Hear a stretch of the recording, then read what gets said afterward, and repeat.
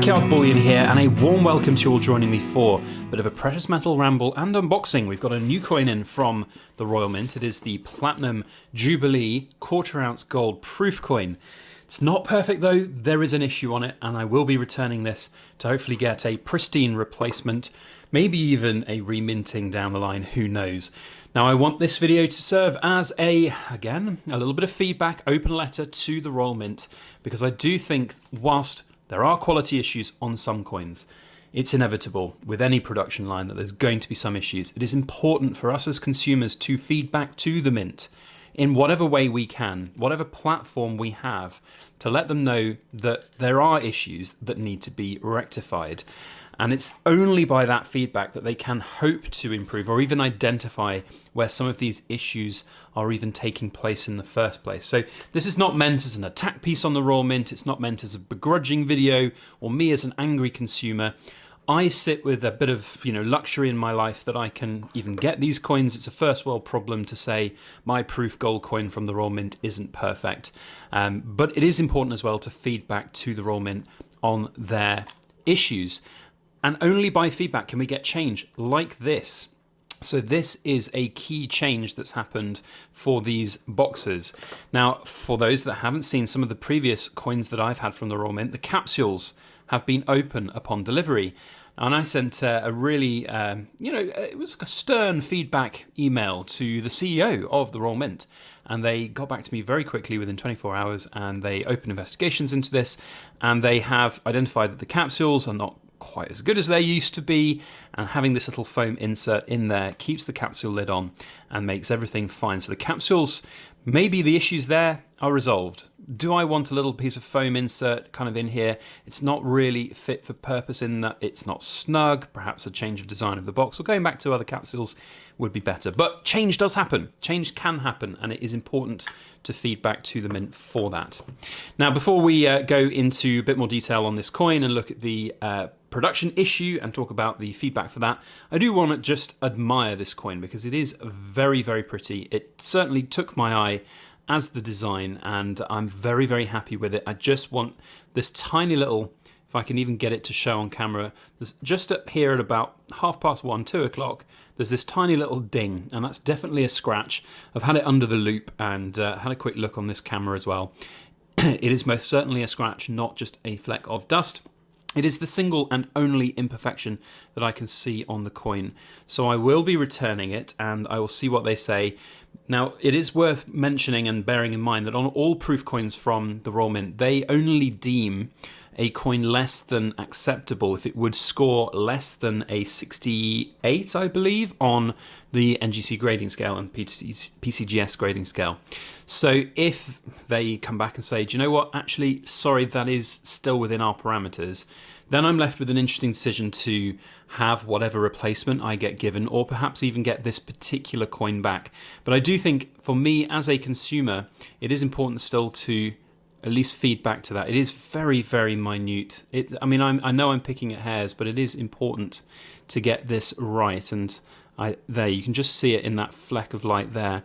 It's very much a ding, and on such a perfect specimen of a coin as well, with this incredible flat polished background and the matte finish. Matte finish, by the way, absolutely love this coin's design with the matte finish. Really elegant. It needs to be perfect. One of the things that I really love about this coin, though, is this other side here with the Queen on the horse. This is a really, really good design. This ring around here with this lovely little sort of belt design there reminds me of the anniversary sovereign and the original sovereign design. This being the quarter ounce gold, I really liked this size. I felt it was really appropriate for the, it's like the sovereign. It's that same size. I've had really good success with quarter ounce gold sizes before with different releases like the Queen's Beasts and things. So really happy with the way that this has been presented. I think it's a fantastic coin. Just one small issue to feedback and get hopefully rectified. But it is, it's a limited edition coin. It needs to be perfect. And that's one of the things I really do want to feed back to the Royal Mint, that, things like that small issue there, we do need to be able to understand how those happen. The coin production of a proof coin surely is something that is, very, of course, the exact details of it will be closely guarded secrets, but it's surely got to be something that can have little production flaws identified and reduced or eliminated entirely. Is it something that's happening with the automation of the coin being taken away from the dies as it's being stamped, as it's being produced? Is it a handling error? Are there issues with staff training? Is it something about how the coins are moved into the capsules? Is it about any other step in the line, really? Because it's not the first coin I've ever seen that's meant to be a perfect specimen. A proof coin is, at the end of the day, meant to be a perfect specimen with a little ding and dent on it. So identifying where those come from, I think, is really important. One bit of feedback, which myself and I think a lot of other people on coin forums and various places have said, that hands-on, eyes-on needs to happen, I think.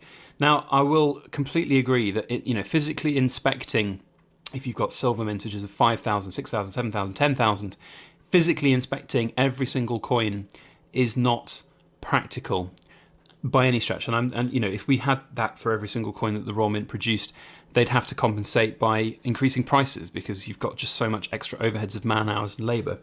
But when you've got lower mintages on certain coins, this one has 1,000 as a mintage. 1,000 is a lot, but if you just even had a cursory glance for visible issues under the naked eye, I saw that little ding straight away. It really flashes out when you get at the certain angle. It flashes out at the the light playing off it. It's easy to see, and if I can see it with the naked eye, somebody else will see it with the naked eye. And it's not difficult to take 10 seconds, 20 seconds for each coin. Get a bank of people doing it, and you'll eliminate, I think 90% of the issues. There will be, of course, some that you won't see that will not be possible to see without use of a loop or without real sort of looking at it. But those kind of issues, I don't think matter as much as these. The naked eye kind of sees the dings, the dents, the scratches. That's the issues that I don't like. If there's, every coin cannot be perfect. It cannot be a perfect 70 without any single tiny little hairline or anything like that on it. But it is important to try and eliminate the coins which have got big visible issues. Silver, for example, just check for big scratches, dents, milk spots, all of those things before they go out. Produce the coins, let them sit for a week before sending them out so you can see if any milk spots are produced over that short period of time. All of this will actually save you money in the long run, because every time, for example, when I send this coin back, I will be asking the Royal Mint to pay that return postage. You as a consumer have consumer rights for these, and a lot of people forget that because they think it's bullion, they think it's gold, silver coins. You don't have the same protections. You do as a consumer, and more so when you're buying collectible proof coins like this, because you have the right to get it as good as it can be, and if it's not, you can send it back completely for free.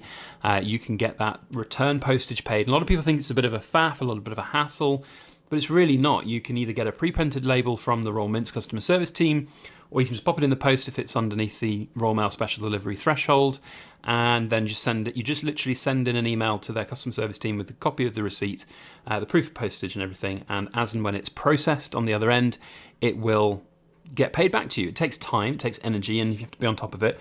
For someone like myself who's basically it's like the day job, really, isn't it? Buying coins, seeing coins, filming coins, making sure they're as good as they can be.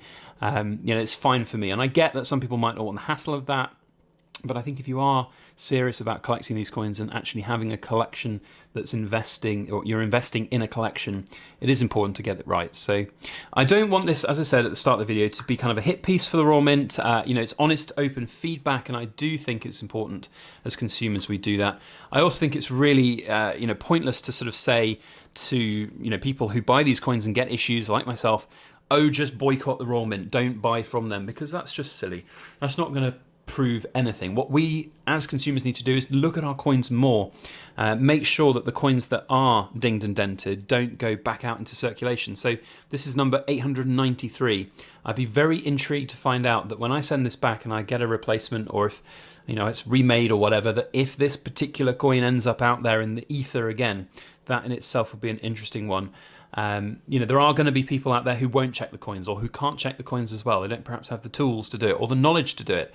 And those people I feel most sorry for, because unfortunately those people are a lot of the coin target market for places like the Royal Mint and various other mints around the world as well to get these coins out.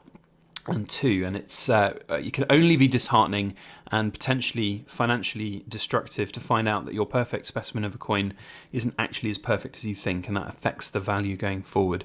So whilst I count myself kind of unlucky in that I've got one that's got a little bit of an issue, a little bit of a ding, I don't think this is a massive problem. And if the Royal Mint were to ultimately come back to me and say, this is acceptable in terms of our minting standards, I'm afraid, so it's this or nothing, I will have an interesting decision to make about that and whether or not I take up this particular coin with that floor on. But that will be a story for another time, I suspect. I've also got some of these coming in the silver version as well, so we'll show those when they arrive, but it will be, I think, a little while for those. It's really, really hard to pick this up on the camera here, but there is most certainly this issue, most certainly this little scratch. You can definitely see it there, and as I said, with the naked eye it was very obvious for me. That's a little bit better of an angle, but you can see the light there. Real nasty little ding in that coin. But otherwise, very impressed with this. I'm looking forward to getting the silvers, looking forward to seeing how they all looked. And we'll just have to see how the quality goes for those silvers as well over time. Otherwise, that is it from me. A big thank you to you all for watching. I hope you've enjoyed this. If you have, and you've enjoyed this particular coin and presentation and the message that I'm trying to share and send out here, then make sure you hit that thumbs up button and share this around through your social media as well. And if you want to see future videos and updates on this particular coin and its return, then make sure you hit that subscribe button as well. Otherwise, that is it from me. We'll see you on the next one. As always, please make sure that you like, share, comment, and subscribe for more.